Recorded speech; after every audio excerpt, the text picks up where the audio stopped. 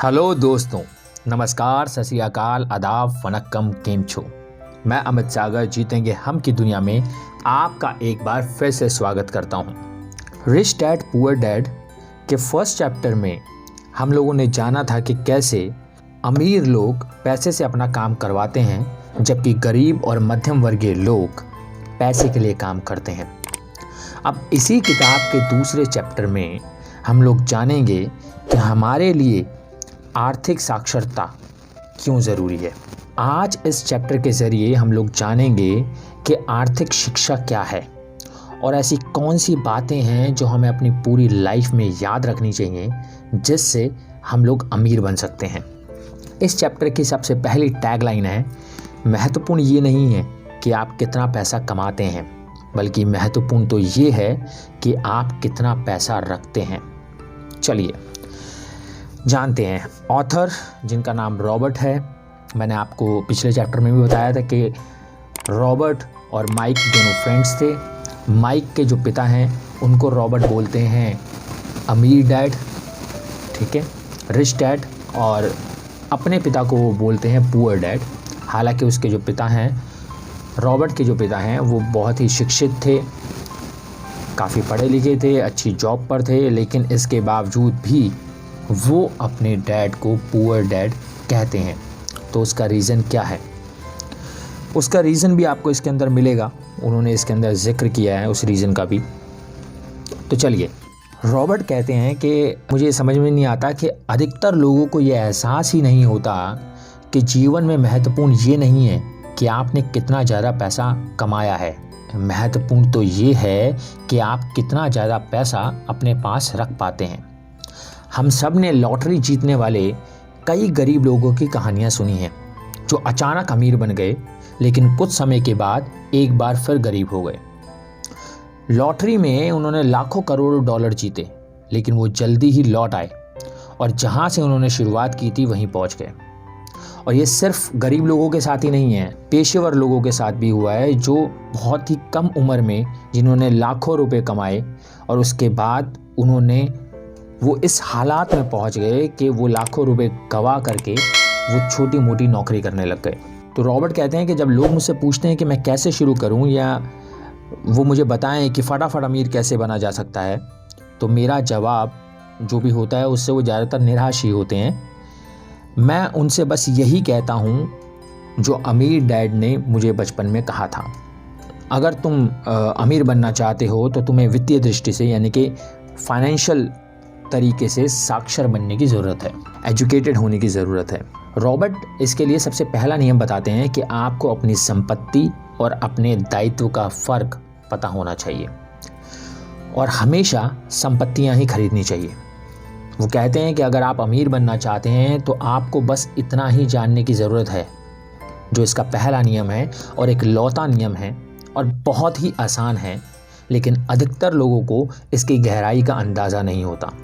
ज़्यादातर लोग आर्थिक दृष्टि से संघर्ष सिर्फ इसीलिए करते हैं क्योंकि वो संपत्ति और दायित्व का फर्क नहीं जानते। अमीर डैडी ने कहा कि अमीर लोग संपत्तियां इकट्ठी करते हैं जबकि गरीब और मध्यम वर्गीय लोग यानी मिडिल क्लास लोग दायित्व इकट्ठे करते हैं और उन्हें ही अपनी संपत्ति मानते हैं। माइक और रॉबर्ट जब छोटे थे तो उन्होंने अमीर डैड से पूछा कि आपका मतलब है कि हमें बस इतना ही जानने की ज़रूरत है कि संपत्ति क्या है और फिर हम उसे हासिल करें और उसके बाद हम अमीर बन जाएंगे? तो अमीर डैडी ने अपना सर हिलाया और कहा कि हाँ, ये इतना ही आसान है। फिर रॉबर्ट कहते हैं कि मैंने उनसे पूछा कि अगर इतना ही आसान है तो संसार का हर व्यक्ति अमीर क्यों नहीं बन जाता? तो इस पर अमीर डैडी मुस्कुराए और उन्होंने बोला, क्योंकि लोग संपत्ति और दायित्व के बीच का फ़र्क नहीं जानते। तो रॉबर्ट ने फिर अमीर डैडी से पूछा कि अच्छा बताइए कि संपत्ति क्या है और दायित्व क्या है? तो अमीर डैडी ने कहा कि मैं बहुत ही आसान शब्दों में तुम्हें इसे बताता हूँ कि संपत्ति वो चीज़ है जो मेरी जेब में पैसे डालती है और दायित्व वो चीज़ है जो मेरी जेब से पैसे बाहर निकालती है। आपको दरअसल बस इतना ही जानने की ज़रूरत है। अगर आप अमीर बनना चाहते हैं तो बस ज़िंदगी भर संपत्तियाँ खरीदते रहें। अगर आप गरीब या मध्यम वर्गीय बनना चाहते हैं तो ज़िंदगी भर दायित्व खरीदते रहें। आप दायित्व से ये थोड़ा हिंदी का वर्ड है तो मैं आपको बता दूं कि दायित्व से यहाँ पर मतलब है लायबिलिटीज़ और संपत्ति से मतलब है ऐसे एसेट्स जो आपको रेवेन्यू जनरेट करके दें, जो आपको पैसा जनरेट करके दें। रॉबर्ट कहते हैं क्योंकि स्कूल और कॉलेज से निकलते वक्त विद्यार्थियों के पास वित्तीय योग्यताएं नहीं होती हैं, इसलिए लाखों करोड़ों शिक्षित लोग अपने पेशे में तो सफल हो जाते हैं, लेकिन इसके बावजूद वो पैसों की तंगी झेलते रहते हैं। ज़्यादा कड़ी मेहनत करने के बाद भी वो अपनी समस्याओं से नहीं उभर पाते। उनकी शिक्षा की कमी ये नहीं है कि उन्हें पैसा कमाना नहीं सिखाया गया, कमी तो ये है कि उन्हें पैसे का प्रबंधन करना नहीं सिखाया गया। इसी को वित्तीय योग्यता कहते हैं। पैसा कमाने के बाद उसके साथ क्या किया जाए, इसे दूसरे लोगों से कैसे सुरक्षित रखा जाए, इसे ज़्यादा लंबे समय तक अपने पास कैसे रखा जाए और उस पैसे से अपने लिए कड़ी मेहनत कैसे करवाई जाए, इसको जानने की ज़रूरत है। लेखक बताते हैं कि बचपन में उनके अमीर डैडी उनसे अक्सर कहते थे कि जापानी 3 शक्तियों को महत्वपूर्ण मानते हैं। पहला तलवार की शक्ति, दूसरा रत्न की शक्ति और तीसरा दर्पण की शक्ति। तलवार हथियारों की शक्ति का प्रतीक है। अमेरिका ने हथियारों पर ट्रिलियन डॉलर खर्च किए और इसी वजह से वो आज संसार के सबसे शक्तिशाली देशों में से एक है। रत्न पैसे की शक्ति का प्रतीक है। जिसके पास स्वर्ण है वही नियम बनाता है। और तीसरा है दर्पण। दर्पण आत्मज्ञान की शक्ति का प्रतीक है। जापानियों के अनुसार आत्मज्ञान को इन तीनों शक्तियों में सर्वाधिक मूल्यवान माना जाता है। गरीब और मध्यम वर्गीय लोग अक्सर पैसे की शक्ति को खुद पर हावी होने देते हैं। वो सुबह उठकर कड़ी मेहनत वाली नौकरी करने जाते हैं और खुद से कभी नहीं पूछते कि ऐसा करने में क्या समझदारी है। हर सुबह नौकरी करने जाकर वे दरअसल अपने ही पैर पर कुल्हाड़ी मार रहे हैं। पैसे की पूरी समझ ना होने से बहुत सारे लोग पैसे की प्रबल शक्ति को ये इजाज़त दे देते हैं कि वो उन्हें नियंत्रित कर ले। अगर वो दर्पण की शक्ति का इस्तेमाल करते तो वो खुद से ये सवाल पूछते कि इसमें क्या समझदारी नजर आती है। अक्सर हम अपनी आंतरिक समझदारी, अपनी भीतर की प्रतिभा पर भरोसा करने की बजाय ज़्यादातर लोग भीड़ के साथ चलने लगते हैं। वो वही करते हैं जो बाकी सब लोग करते हैं। सवाल पूछने की बजाय वो अनुसरण करते हैं। अक्सर वो परवाह नहीं करते, बस वही दोहराते हैं जो उन्हें बताया जाता है कि डाइवर्सिफाई करो, यानी कि अपने धन का निवेश अलग अलग जगह करो। आपका मकान एक संपत्ति है। आपका मकान आपका सबसे बड़ा निवेश है। अधिक कर्ज लेने पर आपको टैक्स में ज़्यादा छूट मिलती है। सुरक्षित नौकरी खोजो, गलतियां मत करो, जोखिम मत लो। लेखक कहते हैं कि मेरे इस कथन को लोग आज भी चुनौती देते हैं जब मैं उन्हें बोलता हूं कि मकान संपत्ति नहीं है। मैं जानता हूं कि खुद का मकान कई लोगों का सपना होता है और उनका सबसे बड़ा निवेश भी, और अपने मकान का मालिक बनना कुछ नहीं से बेहतर है। मैं तो बस इस लोकप्रिय मान्यता को देखने का एक वैकल्पिक तरीका सुझाना चाहता हूँ। अगर मेरी पत्नी और मैं ज़्यादा बड़ा और ज़्यादा शानदार मकान खरीदते हैं तो हम जानते हैं कि ये हमारी संपत्ति नहीं होगा, ये एक दायित्व होगा, एक लायबिलिटी होगी, क्योंकि ये हमारी जेब से पैसा निकालेगा। लेखक कहते हैं कि मैं ये नहीं कह रहा हूँ कि आप मकान ना खरीदें, मैं तो ये कह रहा हूँ कि आपको संपत्ति और दायित्व का फर्क समझ लेना चाहिए। जब मेरे मन में ज़्यादा बड़े मकान की इच्छा होती है तो मैं पहले संपत्तियाँ खरीदता हूँ ताकि वे उस मकान के भुगतान के लिए कैश फ्लो उत्पन्न कर सकें। यानी कि अगर मुझे कोई मकान खरीदना है तो पहले मैं ऐसी संपत्तियाँ खरीदूंगा जिससे इतना पैसा जनरेट हो कि मैं अपना मकान खरीद सकूं। लेखक कहते हैं कि मेरे शिक्षित डैडी का व्यक्तित्व फाइनेंशियल स्टेटमेंट चूहा दौड़ में फंसे आदमी का सबसे अच्छा उदाहरण है। यहाँ पर वो अपने खुद के पिता, जिन्हें वो पुअर डैड कहते हैं, उनकी बात कर रहे हैं। उनके खर्च और उनकी आमदनी बराबर थे, जिस वजह से उनके पास इतनी बचत नहीं रहती थी कि वे संपत्तियों में उनका निवेश करें। इसके फलस्वरूप उनके दायित्व उनकी संपत्तियों से ज़्यादा बड़े थे। लेखक कहते हैं कि जैसा कि मैंने शुरुआत में ही कहा था कि सबसे महत्वपूर्ण नियम ये है कि किसी संपत्ति और दायित्व के फर्क को पहचाना जाए। एक बार जब आप इस फर्क को समझ लेते हैं तो इसके बाद आमदनी देने वाली संपत्तियां खरीदने पर अपना ध्यान केंद्रित करें। यह अमीर बनने के मार्ग पर शुरुआत करने का सबसे अच्छा तरीका है। ऐसा करते रहेंगे तो आपकी संपत्ति वाला कॉलम बढ़ता रहेगा। दायित्वों और खर्चों को कम रखें ताकि संपत्ति वाले कॉलम में ज़्यादा पैसा इकट्ठा हो। जल्द ही आपकी संपत्ति की बुनियाद इतनी गहरी बन जाएगी कि आप ज़्यादा जोखिम भरे निवेशों की ओर देखने में समर्थ हो सकते हैं।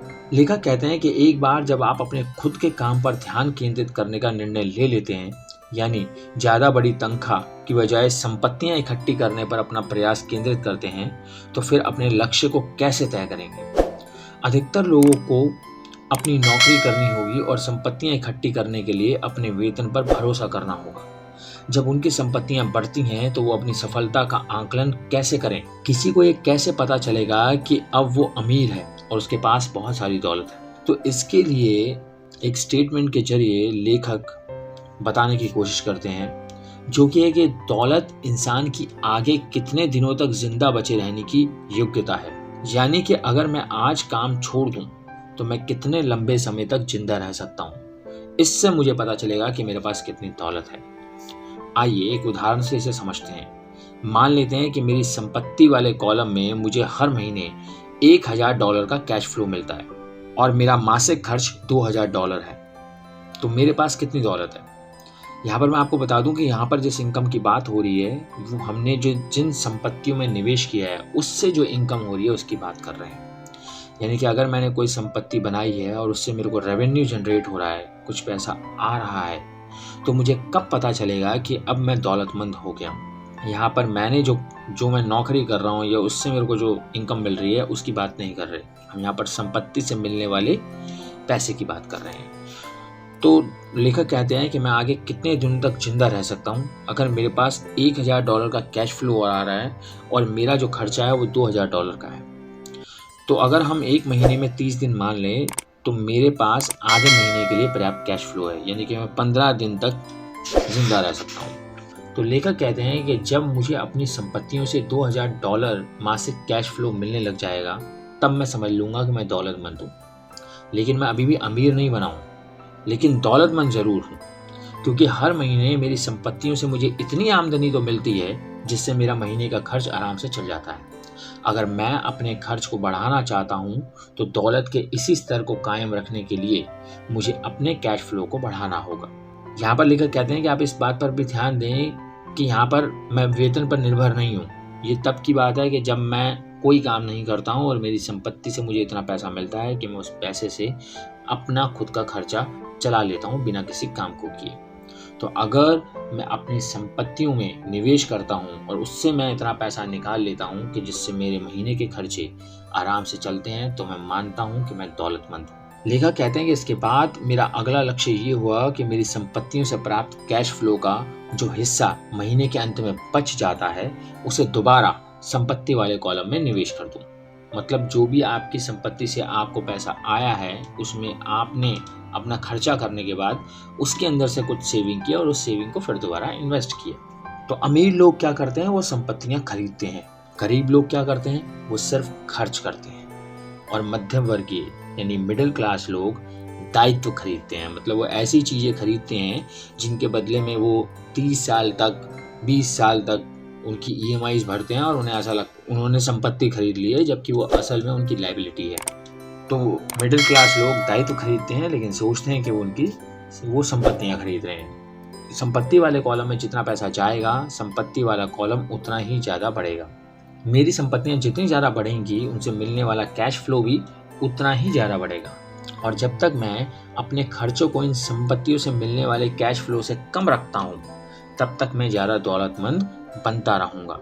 अब यहाँ पर ध्यान देने वाली बात यह है कि मेरी आमदनी शारीरिक मेहनत से नहीं बल्कि दूसरे जरियों से हो रही है। तो दोस्तों, ये था इस बुक का सेकंड चैप्टर और मुझे लगता है कि इस चैप्टर से हमें बहुत ही इम्पोर्टेंट बात सीखने को मिली है कि हमें जो हम लोग सोचते हैं कि मैं एक नई कार ले लूँ, मैं एक नया मकान ले लूँ, एक बड़ा घर ले लूँ और फिर उसके लिए 20 साल तक 30 साल तक उसकी किस्तें भरते रहते हैं और हमें ऐसा लगता है कि हमने एक संपत्ति खरीद ली है, जबकि ऐसा बिल्कुल भी नहीं है। वो हमारे लिए लायबिलिटी है। आप अपने आप को दौलतमंद तब बना सकते हैं जब आप ऐसी चीज़ों में इन्वेस्ट करें जहाँ से आपको रेवेन्यू जनरेट हो, जहाँ से आपको पैसा मिलना शुरू हो। क्योंकि जब आप अपनी संपत्ति से पैसा लेना शुरू करते हैं तब आप दौलतमंद बनते हैं। नहीं तो आप ज़िंदगी भर यूं ही नौकरी करते रहेंगे और जो वेतन आएगा उसी से अपनी ज़िंदगी काटेंगे। एक मकान कोई खरीद लेंगे और उस जीवन भर उसकी जो है किस्तें भरते रहेंगे। तो वहाँ वो करने की बजाय अगर आप किसी संपत्ति में, ऐसी संपत्ति में अपने पैसे को लगाते हैं जहाँ से आप कुछ पैसा निकाल सकते हैं, रेवेन्यू जनरेट कर सकते हैं, तो धीरे धीरे धीरे वो पैसा बढ़ेगा और आपको ज़्यादा पैसे वाला बना देगा। तो मुझे इस चैप्टर से यही समझ में आया और ये बहुत ही अच्छा चैप्टर है।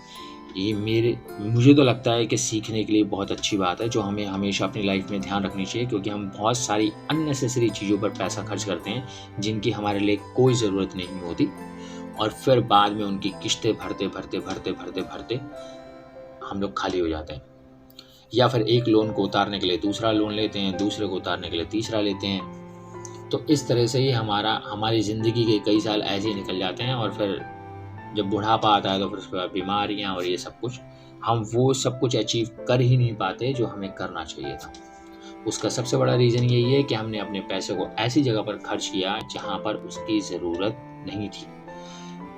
तो पैसे से पैसा ऐसे ही बनाया जाता है और अमीर लोग यही करते हैं। तो मुझे लगता है कि आपको भी इस चैप्टर से बहुत कुछ समझ में आया होगा।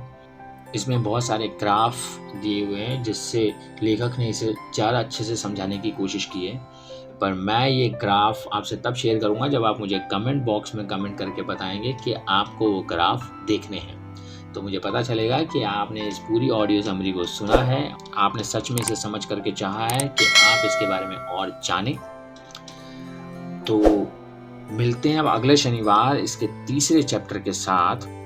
हाँ, अब तीसरा चैप्टर जो है उसमें लेखक कहते हैं कि मान लीजिए कि आप अपना कोई काम शुरू करना चाहते हैं, तो अगर मैंने अपने खुद का बिजनेस पर ध्यान केंद्रित करना शुरू कर दिया तो पहला क्वेश्चन आता है कि मैं वो कैसे करूं, और उसका जवाब क्या है। तो जो हमारा नेक्स्ट चैप्टर है, वो नेक्स्ट चैप्टर आपको बताएगा कि आप किसी बिजनेस को कैसे शुरू करें, कैसे बढ़ाएं। और इसके अंदर एक एग्जाम्पल है मैकडोनल्ड का भी, तो उसके ज़रिए भी लेखक आपको ये समझाने की कोशिश करेंगे कि कोई एक इंसान अपने बिजनेस को कैसे स्टार्ट करता है, कैसे शुरू करता है, और फिर कैसे उसे बुलंदियों तक लेके जाता है, और उसके लिए क्या क्या स्टेप उसे उठाने चाहिए। तो दोस्तों, मिलते हैं अगले शनिवार मेरे इसी चैनल पर जिसका नाम है जीतेंगे हम। तब तक रखिए अपना बहुत सारा ध्यान, खुश रहिए, मुस्कुराते रहिए, और इस बात को हमेशा अपने दिल में रखिए कि चाहे कितने हो कम, पर जीतेंगे हम। जय हिंद।